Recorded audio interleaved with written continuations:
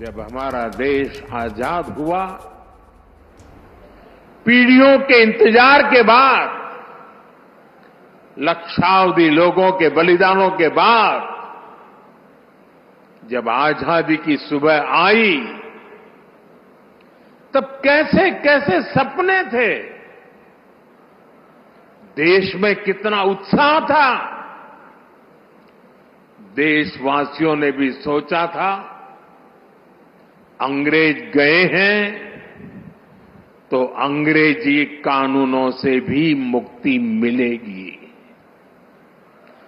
अंग्रेजों के अत्याचार का, उनके शोषण का जरिया ये कानून ही तो थे। ये कानून बनाए भी तब गए थे जब अंग्रेजी सत्ता भारत पर अपना शिकंजा बनाए रखने के लिए कुछ भी करने को तैयार थी।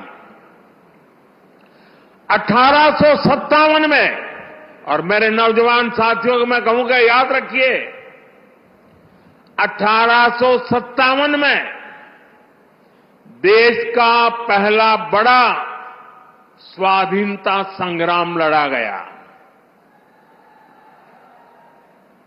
उस 1857 के स्वातंत्र संग्राम ने अंग्रेजी हुकूमत की जड़ें हिला दी थी। देश के हर कोने में बहुत बड़ी चुनौती पैदा कर दी थी। तब जाकर के उसके जवाब में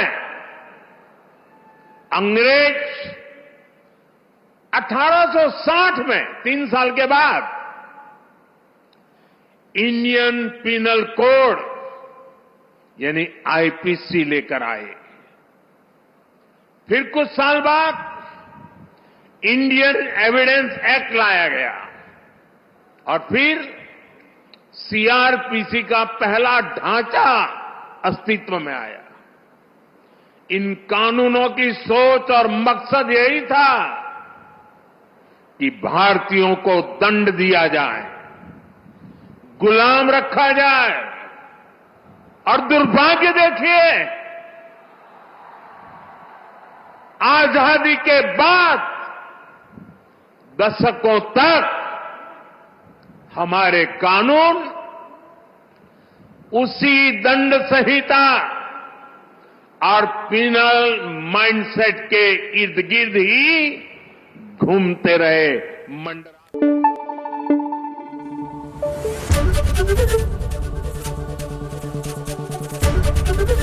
एबीपी न्यूज आपको रखे आगे।